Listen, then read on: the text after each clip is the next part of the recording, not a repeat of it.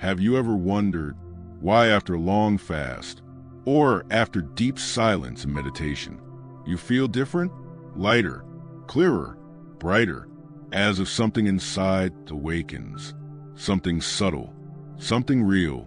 What if I told you that the Great Lent in Orthodox Christianity and Buddhist meditation are not two separate paths, but one and the same journey, just seen from different angles? Today, I will share with you a quiet, beautiful truth that unites prayer and stillness, east and west, fasting and awakening. Stay with me till the end. Perhaps you'll hear something your soul has been waiting for. When Great Lent begins, the Orthodox believer enters a different time. Time slows down. The soul listens more. It is not just about giving up food. It is a return to the heart, a turning inward, a journey back to God. For 40 days, the soul seeks silence. The noise of the world fades, and a gentle voice begins to rise within. This path is not the body alone. It is a path of the spirit, from chaos to stillness, from pride to peace. Buddhism also teaches a similar way, but instead of fasting, it speaks of meditation. A monk retreats into silence. He sits quietly on a mat and begins to turn inward. He eats nothing after noon. He restrains his senses, even his thoughts. He watches his breath. He observes his mind, not to suffer, but to awaken. And here, the magic begins. Both the Christian and the Buddhist, through their inner work, seek the same treasure, purity of heart, deep within, where thoughts grow quiet and desires fall away. A person begins to hear the voice of God, or as the Buddhist might say, to see the true nature of the mind, silent, luminous, and clear. Isn't it a wonder that two different religions speak the same language of the soul, different images, but one goal? For the Christian, the goal is Christ. For the Buddhist, it is nirvana. But what is nirvana, if not perfect peace and radiant light? Isn't that the same joy a Christian feels at Easter when Christ rises within the heart? Let's look deeper. During Lent, the believer purifies the body to purify the soul. He gives up excess. He confesses. He prays. He enters the temple. All of this is a spiritual diet, a sacred cleanse. The goal is simple: to soften the heart, to humble the ego, to return to kindness and light. In Buddhism, there's a word for this: Vipassana, insight meditation. A person watches himself so closely that he begins to notice anger, greed, pride, and he does not fight them.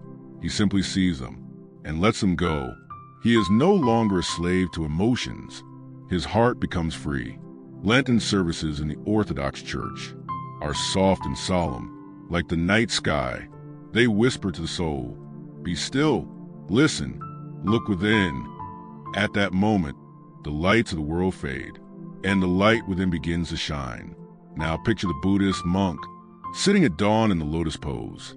Same silence, same inner work, same goal, the awakening of the soul. It is striking that both paths begin with observation. In Christianity, this is confession. Yes, I've sinned. In Buddhism, it is honest awareness. Here is my pride. Here is my fear. Here is my pain. Only by seeing these things can we begin the journey to light. One key ingredient is humility. Without it, there is no fast, no meditation, no awakening. Humility means I am not perfect. I open my heart to truth. The Christian says, "Lord, have mercy on me, a sinner." The Buddhist says, "I release my ego. I let go of self." Two languages, one surrender. Fasting is not suffering. It is a path to joy. But to reach that joy, you must go through shadow. You must clean. You must let go of what breaks you inside.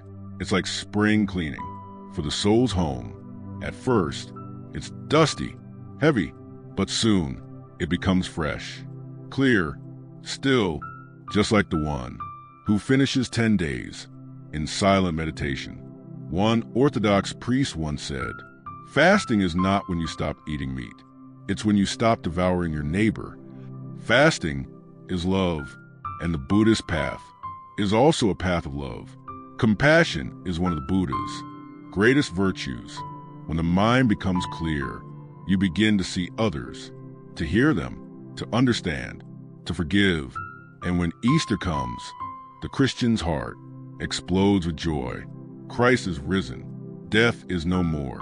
But remember, Buddha too said, there is no death, no suffering, if truth is known. Is that not what Easter speaks of?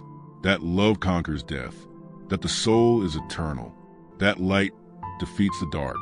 This is the real awakening. You may say, but these are different religions.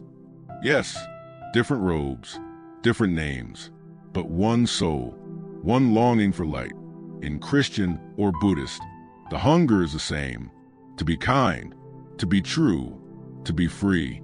Now imagine you've walked the road of fasting, fought with your habits, faced your noise, and then Easter, joy, light, resurrection. Now picture the monk who sat in silence for 10 days, watching his breath, seeing his thoughts, and then he feels, I am no longer who I was. He has awakened. So let me ask you, are you awake? Do you feel the light within you? And if not, maybe now is the time to begin. You don't need to run to the mountains or hide in a monastery.